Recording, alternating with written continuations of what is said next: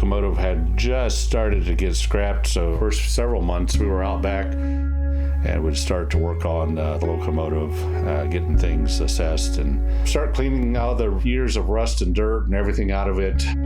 Scrape and dig and hammer and chisel and needle gun and basically rinse and repeat. That seemed like a never-ending project. I think we did that for about 2 years. For over 6 years, the men and women of the Fort Wayne Railroad have labored to bring this 1950s diesel locomotive back to life.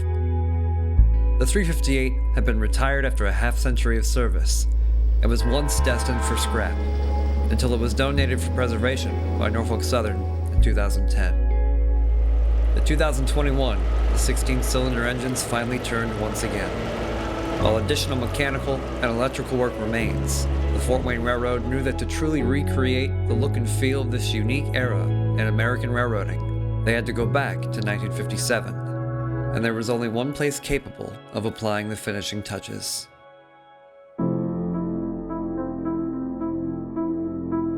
We're here at Progress Rail in Muncie, Indiana.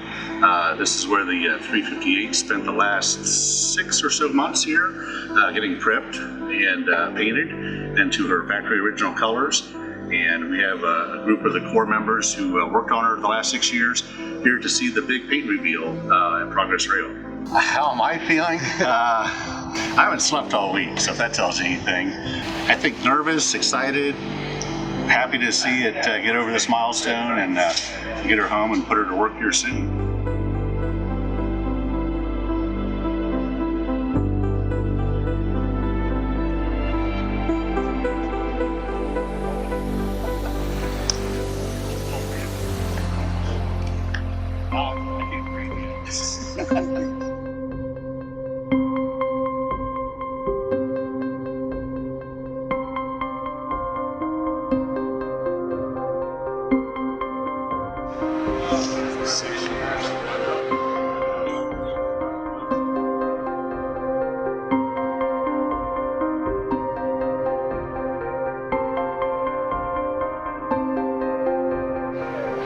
No worries.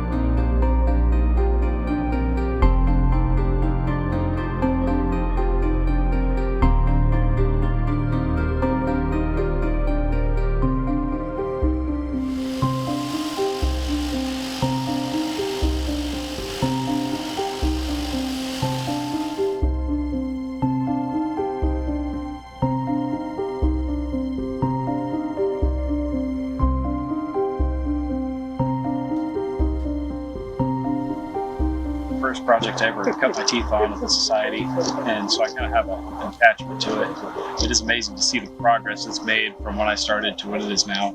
Really grateful for Progress Rail getting us this far along in the project. It looks amazing and spectacular. 358 looks better now than it did when it was delivered in the spring of 1957.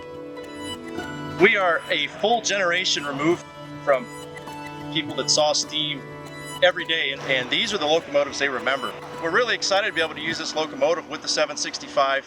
It will complement the 765 very well, and we can actually tell the full story of the transition from steam to diesel. It's a real educational tool for the public to be able to see that. I want to thank everybody that supported this project, no matter what their donation or what their contribution was, whether it was small or large. All of it got us to this point here today with a beautifully painted locomotive. We are so thankful for all their support. We certainly couldn't have made it to this point without all their help. We'd love to see everybody come out and enjoy this beautiful locomotive in person on our Indiana Rail Experience.